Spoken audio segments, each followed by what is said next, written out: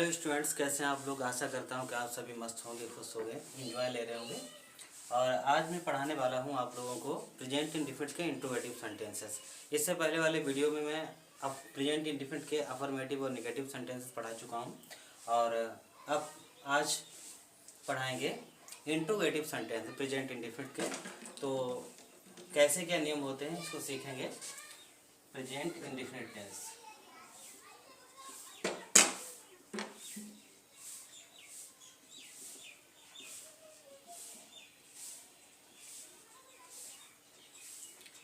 Interrogative sentences, INTE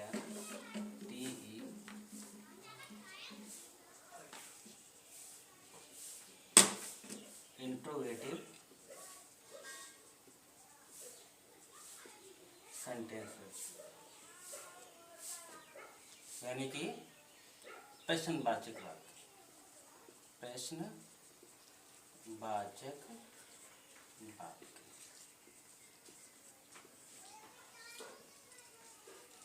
इनमें क्या इसका रूल होता है, तो इस रूल के लिए बड़ा सरल तरीका है, कोई ज़्यादा दिक्कत वाली बात नहीं है।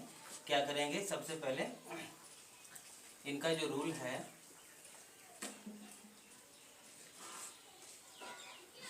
इसमें सबसे पहले यदि क्या वाक्य के आरंभ में है, वाक्य के आरंभ में है तो क्या करेंगे, यहाँ पर ब्रैकेट में लिख दे रहे हैं क्या की अंग्रेजी, क्या की अंग्रेजी वर्ड नहीं लिखी जाती।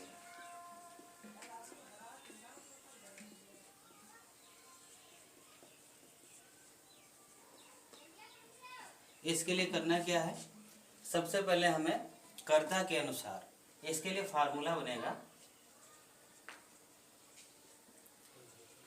कर्ता के अनुसार यदि कर्ता बहुवचन है तो डू लिखेंगे और यदि कर्ता एक वचन है तो डज लिखेंगे।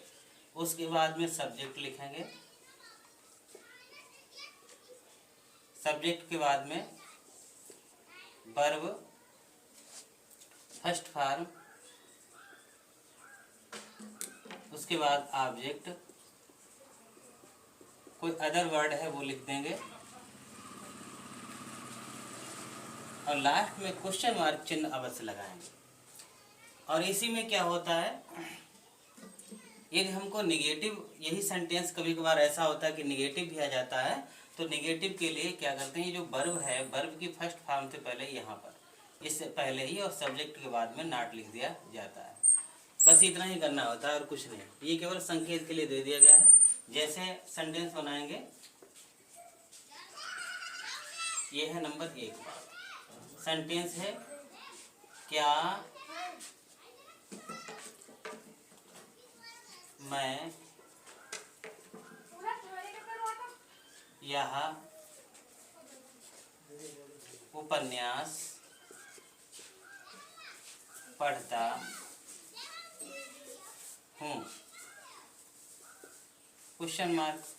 तो क्या मैं यह उपन्यास पढ़ता हूँ, इसके लिए क्या सबसे पहले आया है, तो यही फार्मूला यूज करेंगे, जिसमें मैं जो है आई, भी, यू, दे आदि ये सब बहुवचन की ही श्रेणी में रहते हैं। आई को भी उसमें लगाया गया है, तो मैं यानी कि आई, तो आई के साथ हमेशा क्या होगा, डू का प्रयोग होगा।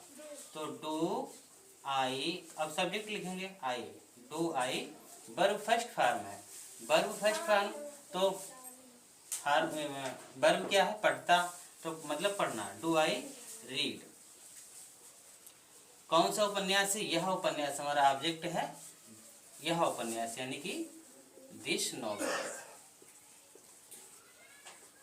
और लास्ट में लगा दें question mark, do I read this novel. इसके फार्मूले के अनुसार हो गया, पहले डू लिखा, subject, verb first form, object लिख दिया, अदर वर्ड कोई विशेष था नहीं इसमें। अब क्या है, इसी को निगेटिव करना है, जैसे इसी को कर देते हैं, क्या मैं यह उपन्यास नहीं पढ़ता हूँ, नहीं पढ़ता हूँ। तो नेगेटिव आ गया। अब इसी का फार्मूला को यूज करेंगे, डू आई, अब सब्जेक्ट के बाद क्या लगाना है, नॉट लगाना है।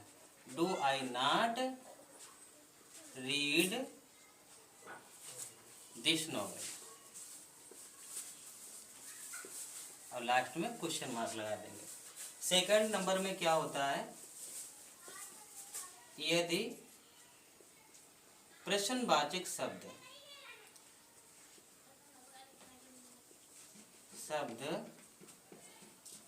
वाक्य के बीच में है तो फार्मूला बनेगा, इसके लिए होगा फार्मूला।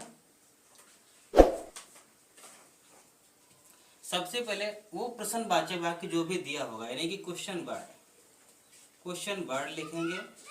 उसके बाद में पूरा जितना भी रूल है, जो भी फार्मूला है, वो यही होगा। क्वेश्चन वर्ड के बाद में डू या डज लिखेंगे, सब्जेक्ट लिखा जाएगा, वर्ब फर्स्ट फॉर्म, उसके बाद ऑब्जेक्ट, और कोई अदर वर्ड दिया हुआ है तो लिख देंगे, और लास्ट में क्वेश्चन मार्क लगा देंगे। इसमें भी वही काम होगा। यदि नेगेटिव सेंटेंस है तो यहाँ क्रिया से पहले, मुख्य क्रिया से पहले, वर्ब से पहले नॉट लगा दिया जाएगा। जैसे दिया हुआ है, जैसे कोई सेंटेंस है,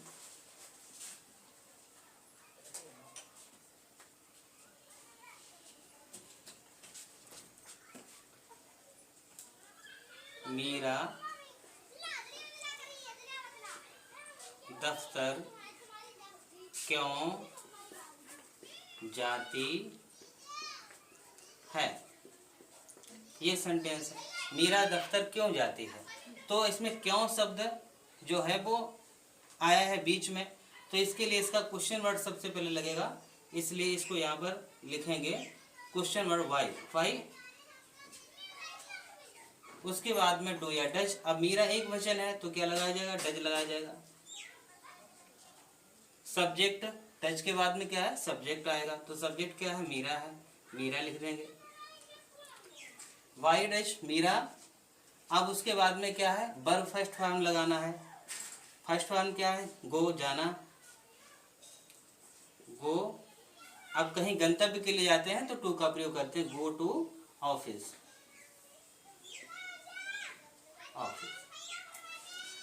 अब इसी सेंटेंस को निगेटिव बना दे तो क्रिया से पहले नॉट लग जाएगा।